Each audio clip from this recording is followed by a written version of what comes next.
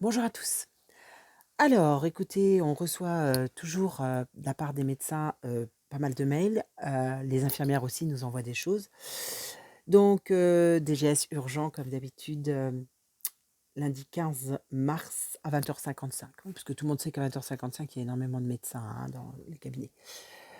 Mesdames, Messieurs, à la suite d'une survenue de nouveaux cas d'événements thromboemboliques et de troubles de la coagulation dans plusieurs pays européens, l'Agence nationale de sécurité du médicament a recommandé de suspendre temporairement et à titre préventif l'utilisation du VAC AZ. Oui, parce que c'est dans les autres pays. Chez nous, il n'y a rien. Hein. Ah ben c'est que dans les autres, mais c'est chez nous, il y a rien. Ah non, non, non, ils t'en parleront pas. L'administration du VAC AZ a donc été suspendue dès ce soir, lundi 15 mars. Ces événements sont en cours d'examen par l'Agence européenne des médicaments qui devait rendre ses conclusions dans le courant de la semaine. De premiers éléments scientifiques sont partagés dès demain par le comité d'évaluation des risques en matière de pharmacovigilance, la PRAC. Comme précise la NSM, il convient de noter que rien n'indique à ce stade que les événements soient en lien avec la VAC, évidemment. Jamais, jamais. Il n'y a aucun danger à se faire VAC, ça a toujours été. Il demeure par ailleurs très rare, évidemment. C'est pour ça qu'il retire en Europe. Très peu de cas ont été signalés dans notre pays. Ben oui, oui. Aucun décès n'a été constaté. Ben non, évidemment. Dans le cadre de la surveillance renforcée mise en place depuis le début de la vague, il s'agit bien de suspension temporaire et de précautions. Évidemment, on sait comment ils nous aiment et comment ils veulent prendre leurs propres précautions pour notre santé. Hein, bien sûr, toujours pour notre santé. Une information complémentaire sera diffusée le plus rapidement possible en fonction des résultats de l'évaluation du PRAC, donc ce comité pour évaluation des risques en matière de pharmacovigilance européenne. Hein. Ah ben on n'a plus personne en France. Non, on n'a plus de. Non, c'est l'Europe qui nous dirige maintenant. Hein. C'est le chef de la France, en fait, maintenant, hein, oui. Parce que tous nos guignols sur les chaînes TV partout sont juste des marionnettes bien payées. On leur dit à droite, à gauche, à Macarena, en haut, en bas, à droite, à gauche. Alors, on dit aux médecins, donc vous retrouverez le présent message sur le site du ministère. Nous vous remercions de votre engagement. Donc, toujours la task force VAC qui signe par Laetitia Buffet et Salomo qui reste, lui, juste et seulement directeur général de la santé. Mais apparemment, il ne fait pas partie de la task force. Ah non, c'est deux entités bien distinctes. Hein. Deuxième message, le 15 mars à 21h36 cette fois. Alors, mesdames, messieurs, le cluster nosocomial d'infection à SARS, CoV2, est suivi depuis plusieurs semaines par l'ARS Bretagne. C'est un cluster nosocomial cette fois. Avant, on avait les maladies nosocomiales et maintenant, c'est les SARS nosocomiaux. Je te jure, il faut suivre parce que ça va à une vitesse vertigineuse. Écoutez bien parce que c'est très, très important. Donc, en Bretagne, avec des cas détectés au milieu communautaire, suite à la détection de plusieurs cas rattachés à ce cluster avec une discordance répétée entre les signes cliniques évocateurs et les résultats négatifs des PCR réalisés sur prélèvement nasopharyngé. Excusez-moi, je suis obligée de tout décortiquer parce qu'on est censuré. Les investigations épidémiologiques et virologiques ont été menées par Santé publique France et le CNR virus des infections respiratoires. L'analyse réalisée par le CNR de Pasteur, l'imposteur, ça c'est moi qui le dis, met en évidence un nouveau variant du clade 20C, qui est porteur de 9 mutations dans la région codant pour la protéine S, mais également dans d'autres régions virales. Ouais. Ah bah oui, Dieu, c'est comme ça. Ça ne s'arrêtera jamais. Nous trouverons toujours des variants du variant C, B, D, les 26 lettres de l'alphabet avec des numéros, enfin... Il faut qu'on y croie, il faut qu'on y croie, il faut qu'on y croie. Surtout les moujons. Une évaluation est en cours afin d'apprécier l'impact possible de ces modifications génétiques sur un défaut de reconnaissance par des tests virologiques conduisant à un sous-diagnostic et susceptible d'interférer avec la stratégie de dépistage et de contact tracing actuellement en vigueur. Des investigations complémentaires sont également en cours afin d'évaluer l'impact des mutations sur la transmissibilité, la sévérité et le risque éventuel d'échappement immunitaire de ce nouveau variant. Il ne faudrait pas qu'il s'échappe. Il manquerait plus qu'il s'échappe. Mon Dieu. À ce stade, et en l'absence de données à ce jour, mais, parce qu'on te dit tout ça, mais il n'y a pas de données, hein, attention, en l'absence de données à ce jour, concernant une éventuelle transmissibilité, il faut que tu aies peur quand même que ça soit transmissible, hein, mais on ne sait pas du tout, mais on te fait peur. accrue de ce virus par rapport aux souches 2020 donc, hein, et une éventuelle plus grande fréquence des formes sévères. L'analyse de risque réalisée par Santé publique France de Centre national de référence virus respiratoire classe cette souche comme variant under investigation. Ouais, variant à suivre, hein. Ah, faut suivre. Ça va très très vite, hein. Faut suivre les gars parce que ça va aller très très vite. Dans ce contexte, une définition particulière de cas, adaptée à la situation et relative à une zone géographique, incluant une partie des départements Côte d'Armor 22, Finistère 29, la Bretagne, a été élaborée par Santé publique. Allez les chouans, on va pas se révolter les chouans. C'est vous qui êtes visés là. Ah, vous avez eu l'audace de créer un variant. Ah, c'est les seuls qui luttent un peu. Ça y est, c'est la Bretagne, on les connaît depuis toujours. Hein, ils ont ça en eux, en fait, les chouans. Hein. Voilà, donc les chouans, vous nous avez créé un variant breton. Incroyable, vous êtes trop forts. Hein. Les pauvres, on est tous dans le même sac, les gars, je vous le dis, on est tous dans le même panier de crabes. Ah, on est tombé dans le panier de crabes. Compte tenu de la possible mise en état de diagnostic, en défaut, excusez-moi, compte tenu de la possible mise en défaut du diagnostic biologique sur les prélèvements nasopharyngés, une conduite à tenir spécifique doit être mise en œuvre. Oui, pour les Bretons. Hein. Alors, vous trouverez 2 fiches techniques, conduite à tenir, hein, précisant les examens à visée diagnostique à réaliser devant un cas possible ou probable, sans qu'on sache si c'est contaminant. Hein. On ne sait pas. Non, c'est ce qu'on vient de dire au-dessus. Qui répond à une définition de cas, ainsi les circuits du prélèvement adressés au CNR virus des infections respiratoires. Conduite à tenir autour de cas possibles, probables et confirmés. Possible, probable et confirmé. Tous les cas correspondant à la définition de cas possibles, probables ou confirmés. Je ne sais pas comment les médecins ils s'y retrouvent. Je te jure déjà qu'ils ont du mal dans... Ils ont du mal hein, déjà quand même. Mais je ne sais pas comment ils s'y retrouvent. Je te promets que je ne sais pas. C'est effarant. Alors, donc, je continue ma lecture. Tous les cas répondant à la définition des cas possibles, probables ou confirmés doivent faire l'objet d'un isolement strict d'une durée de 10 jours à compter de la date du début des signes pour les patients symptomatiques ou à compter de la date des prélèvements pour les cas asymptomatiques. Oui, parce que là, encore une fois, on a des gens asymptomatiques d'un virus qu'on ne connaît pas, d'un variant qu'on ne connaît pas non plus. Ah non, c'est fort, je te jure, c'est fort. C'est la guerre des étoiles. Hein. Pour les personnes contacts, les recommandations en termes de tests immédiats à 7 jours à la durée de quarantaine ne sont pas modifiées. La durée reste de 7 jours à la dernière exposition. Tout va bien. Contact tracing sera initié à la détection d'un cas possible. C'est-à-dire, voilà, dès que tu as un cas, il doit être tracé tout de suite, selon les modalités habituelles. Pour les cas probables et les cas confirmés, seront également réalisées une information de contact de seconde génération. Maintenant, on a une seconde génération de tracing. Par les contacts de la première génération, contact warning. Contact warning. Hein. Ainsi qu'une investigation en amont et en aval des cas à la recherche de situations à risque de transmission pour la recherche de personnes co-exposées. Alors là, c'est du rétro-tracing par le niveau 3, ARS, SPF. Ça va, tu suis Ça va? Je t'ai pas perdu? Hein? Ah, c'est compliqué. Hein? Alors, on continue. Renseignement de l'outil Contact COVID. Dans le contexte imposé par ce nouveau variant décidé du clade 20C, une attention toute particulière doit être portée sur la déclaration des cas, pas de leur santé, mais il faut les déclarer. Contact, COVID, contact. À ce titre, dans l'attente d'une évolution de l'outil, les professionnels de ville et des établissements de santé devront appliquer la consigne suivante. Les cas possibles seront créés dans les contacts COVID en utilisant le champ diagnostique probable, symptômes plus scanner, et en indiquant manuellement dans le champ nature de variants qu'on ne connaît pas toujours. Hein, l'information strictement saisie à l'identique cas possible 20C, ce qui permettra de les identifier comme cas possibles. Ah, je te jure que c'est noté, hein, tout ce que je te lis, c'est noté. Y compris dans les extractions utilisées par Santé publique France.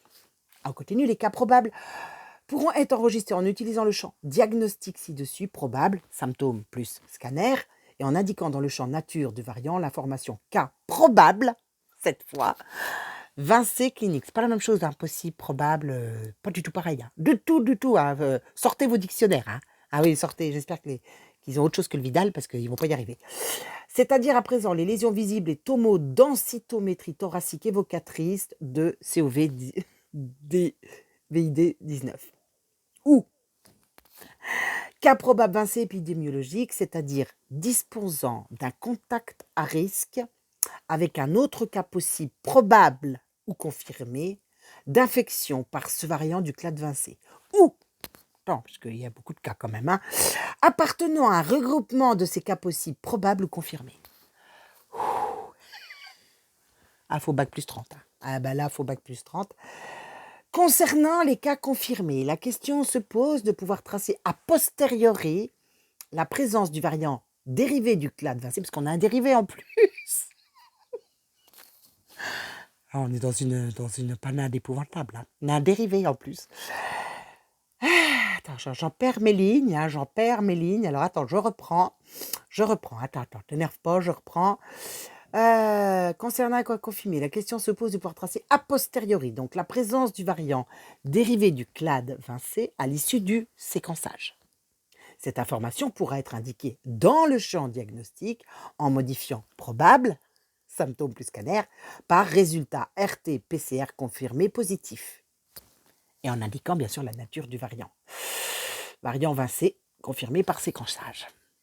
Ah ben ils peuvent tout trouver, je te jure, je pense même qu'ils peuvent avoir ton compte en banque et tout. Ah, je pense que maintenant avec le PCR on a tout, absolument tout. Ce que tu regardes à la télé, ce que tu manges, ce que tu ne manges pas. Tout. Ah tout, ça fait tout. Bientôt ça fera le ménage. D'ailleurs je pense que ça va faire le ménage, vous allez voir. Je continue. Vous retrouverez les présents messages, bien sûr, sur le site du ministère. Nous vous remercions sincèrement pour votre engagement, votre vigilance dans l'application des consignes citées plus haut. Quand vous les aurez compris, vous aurez pu mettre entre parenthèses, franchement, je te jure, parce que je ne sais pas s'ils comprennent quelque chose. La participation de tous sera essentielle pour assurer la bonne compréhension de la situation. Ils sont conscients qu'on ne peut pas comprendre quand même, tu vois. Et là, c'est Jérôme qui signe. Voilà. Alors, on en a un autre qui arrive, attends, parce que j'en ai plusieurs, j'en ai 3. Alors, DGS urgent, toujours, c'est urgent. 16 mars, cette fois 16h28, saisine des vaccinations, des vaccins COVID, des VAC, pardon.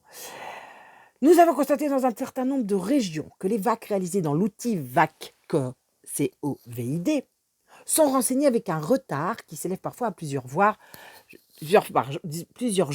voire plusieurs semaines. Ah, pas ça. Ah, pas du tout ça.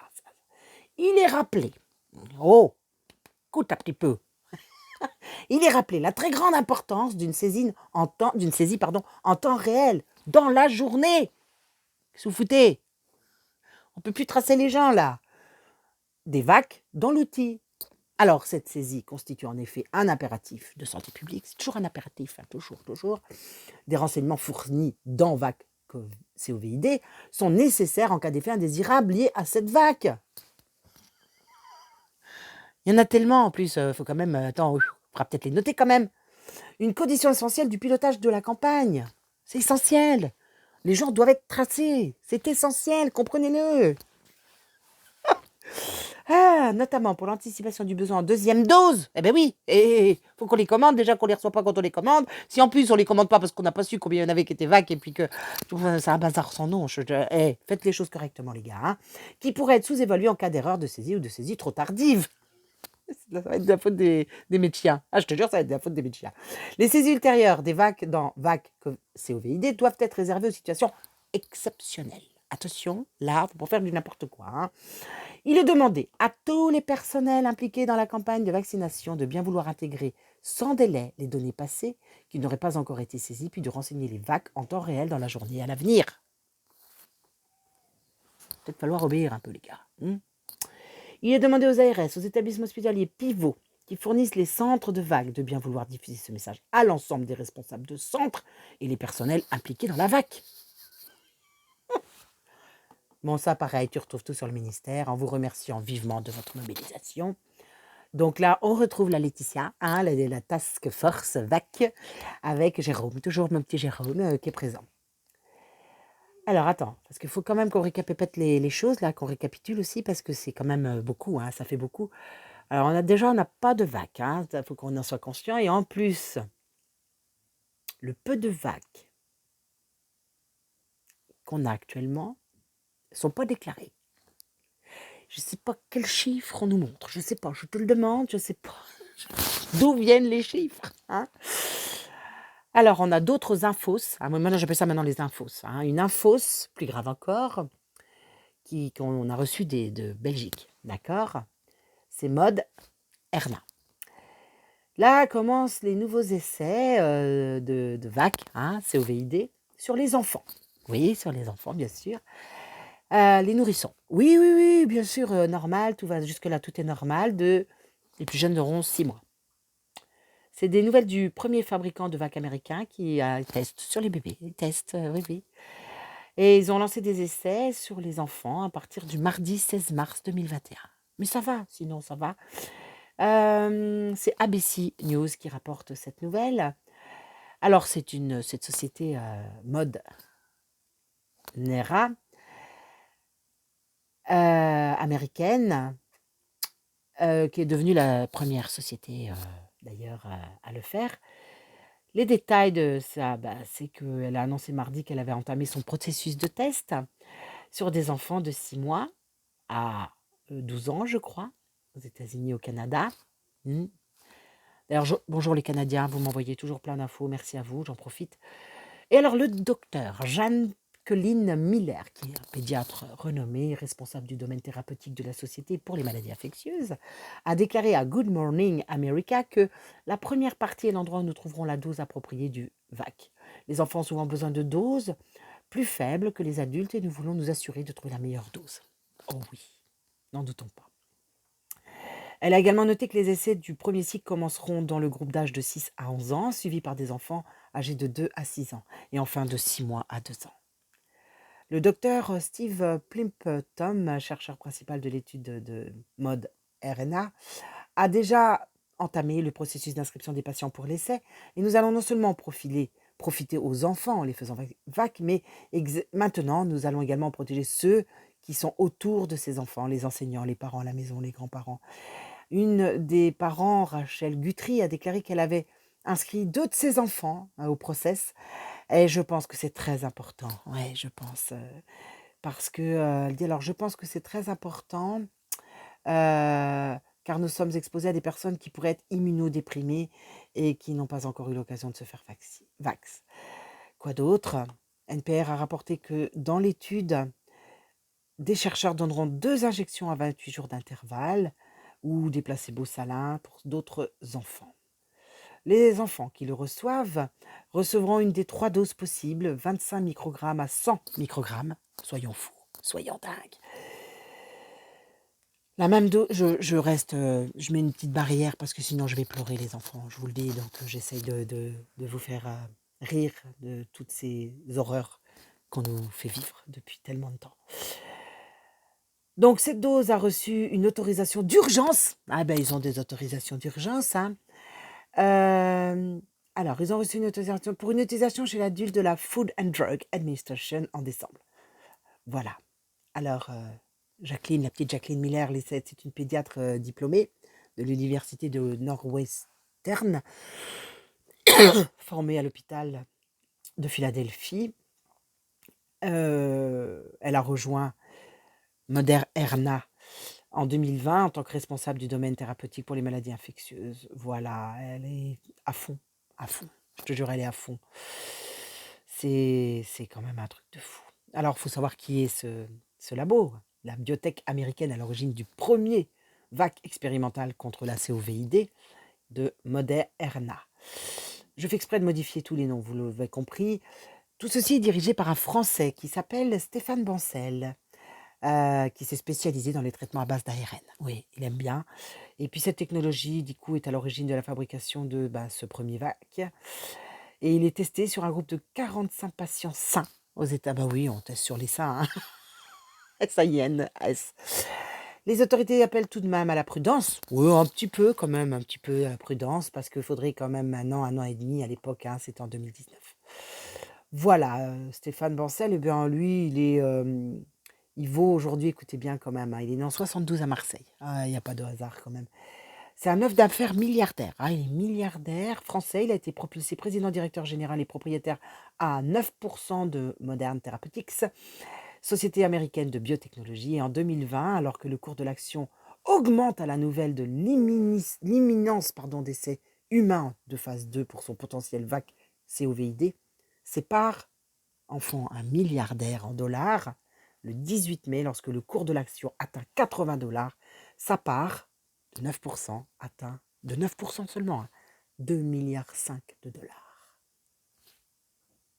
Ça va pour eux, non? Vous trouvez pas?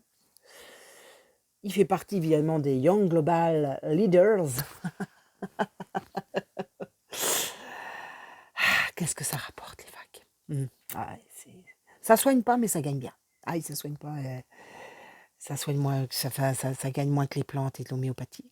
Si je te dis ça, ça gagne pas. Non, donc on l'interdit, on enlève. Et on fait ça à la place. Sur des bébés aussi, ça gêne pas non plus.